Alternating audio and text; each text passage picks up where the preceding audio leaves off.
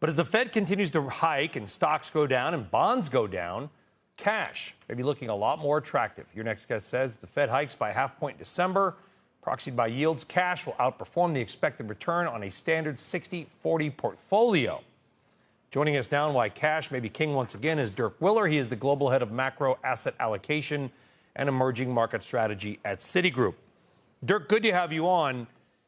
Cash itself doesn't generate a return if it's just sitting in a bank, except for maybe, a half of 2%, whatever it might be. It also loses that value on a real basis when you factor in inflation. So how can cash outperform other assets, I guess, unless, of course, you think those other assets are going to keep going down? Yeah, thanks for having me on the show. It's a good question. Of course, in real terms, we still have negative real yields here. But we compare nominal returns to nominal returns, and inflation will bite into your S&P returns as well. I think the interesting thing that is happening this year, is that yields, for the first time for many years, of cash, meaning 3-month T-bills, will be above the yield of a 60-40 portfolio. That uses earnings yield and that's using treasuries. And when that happened in the past, it was not a particularly good environment for the 60-40 portfolio because there was this flow into cash and people liked cash. And so risky assets struggled. So the combination of these higher cash yields beating the 60-40 actually by the December Fed meeting, plus sharply reduced benefits from correlation between bonds and equities, which helped you in the past, really mean that cash became a much more attractive asset class than it had been for, 20 years.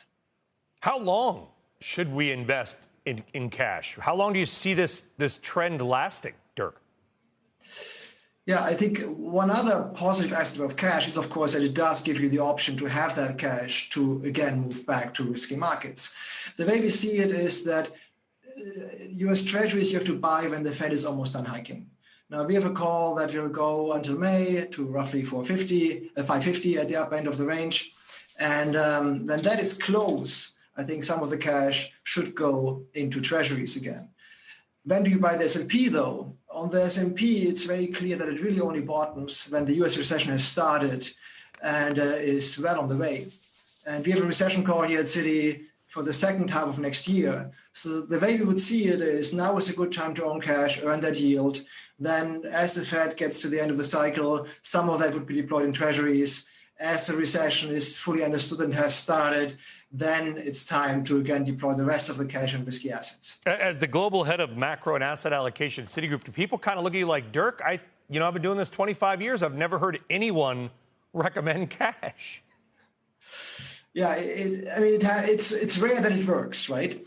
And especially because usually the 60-40 really benefits from this positive correlation between bonds and equities. But that is just not the case anymore. You don't get these benefits in a high inflation environment, just as you didn't get it in the 70s.